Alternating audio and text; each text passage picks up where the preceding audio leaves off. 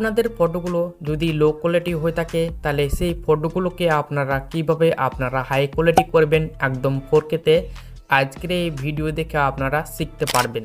আপনারা যে প্রিভিউতে ফটোগুলো দেখতে পেলেন বা আপনারা ইতিমধ্যে যে ফটোগুলো দেখতে পেয়েছেন এই ফটোগুলোর মধ্যে একটি লো কোয়ালিটি এবং সেই লো কোয়ালিটি ফটোটাকে আমি হাই কোয়ালিটিতে পরিণত করেছি।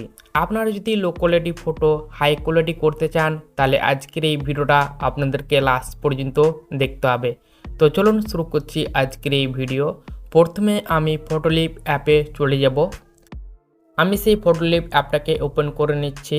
এই ফটোলিপ অ্যাপটা আমার ভিডিও ডেসক্রিপশন বক্সে প্রোভাইড করা থাকবে, আপনারা অবশ্যই ইনস্টল করে নেবেন। তারপর সেই অ্যাপটা যদি পারমিশন চায় অ্যালাউ চায় তাহলে অবশ্যই অ্যালাউটা দিয়ে দিবেন। তারপরে এরকম ইন্টারপেজ দেখতে পাবেন। আপনারা এডিট ফটোতে ক্লিক করে দিবেন। এখানে আমি এডিট ফটোতে ক্লিক করলাম। সো এডিট ফটোতে ক্লিক করার পর আপনারা অল ফটোতে ক্লিক করে দেবেন। আপনাদের যে ফাইলে ফটো থাকবে আপনারা সেই ফাইলটাকে সিলেক্ট করে নেবেন। তো এখান থেকে আমি একটি ফাইলকে সিলেক্ট করে নিচ্ছি। আমার যে ফাইলে ফটো আছে আমি এখান থেকে একটি ফাইলকে সিলেক্ট করে নিলাম। এই ফাইলে যতগুলো ফটো থাকবে এখানে শো হবে। তো এখান থেকে আপনারা সেই ফটোটাকে সিলেক্ট করে নেবেন যে ফটোটা আপনার লো কোয়ালিটি। এখানে আমি একটি ফটোকে সিলেক্ট করে নিলাম। এই ফটোটা হচ্ছে লো কোয়ালিটি, তো এই ফটোটাকে আমি হাই কোয়ালিটি করে দেখাবো।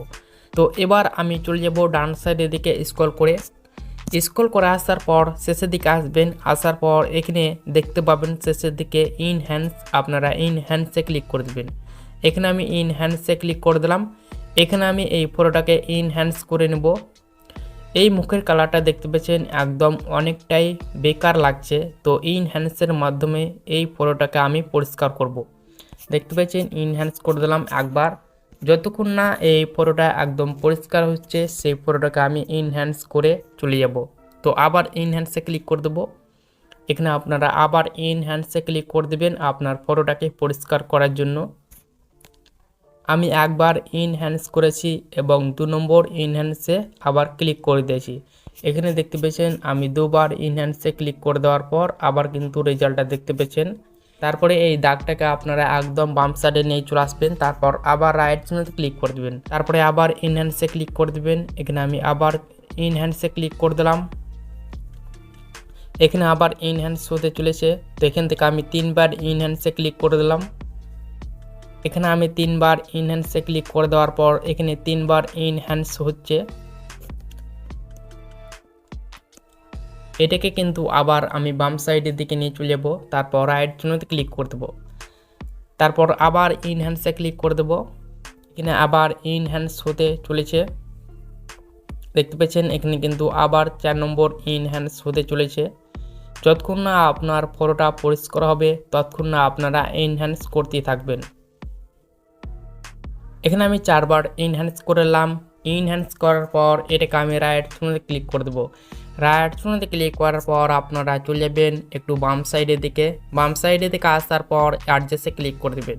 অ্যাডজাস্টে ক্লিক করার পর এটাকে আপনাদেরকে অ্যাডজাস্ট করতে হবে এই ফটোটাকে। তো আমি এখান থেকে এই ফটোটাকে অ্যাডজাস্ট করে নিচ্ছি। তো প্রথমেই পেয়ে যাবেন ব্রাইটনেস।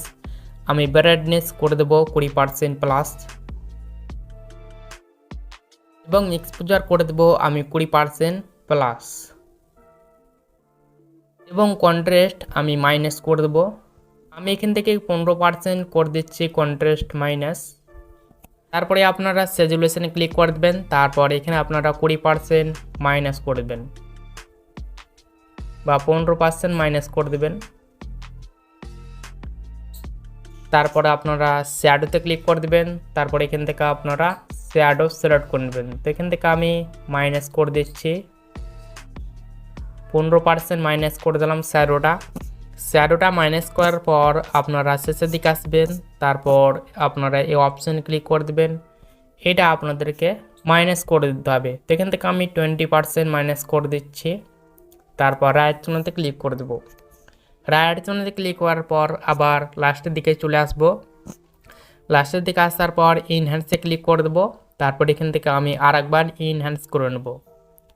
এখানে দেখতে পেয়েছেন অ্যাডজাস্ট করার পর বা 4বার ইনহ্যান্স করার পর ফটোর কোয়ালিটিটা কত সুন্দর হয়েছে। ইনহ্যান্স হওয়ার পর ফটোর কোয়ালিটিটা দেখতে পেয়েছেন কত হাই কোয়ালিটি হয়েছে। এখান থেকে আপনারা রাইট চিহ্নতে ক্লিক করে দেবেন। সো রাইট চিহ্নতে ক্লিক করার পর ফটোটা একদম জুম করে দেখবেন। রাইট চিহ্নতে ক্লিক করার পর আপনাদেরকে এই ফটোটা একদম জুম করে দেখাচ্ছি। দেখতে পেয়েছেন ফটোর কোয়ালিটি কত সুন্দর হয়েছে, একদম ফাটেনি, খুব সুন্দর একটা কোয়ালিটি, একদম অ্যাডজাস্ট হয়ে গেছে। তো এটাকে সেভ করার জন্য আপনারা কী করবেন, আপনারা ওপরে দেখতে পাবেন একটি অ্যারো অপশন বা সেভ অপশন, আপনারা সেই অ্যারো অপশানে ক্লিক করে দেবেন। তারপর এইটার যেটা অ্যাপসের লোগো থাকবে এটাকে আপনারা অফ থাকলে এটাকে অন করে দেবেন। তারপর এটাকে আপনারা সেভ বাটনে ক্লিক করে সেভ করে নেবেন।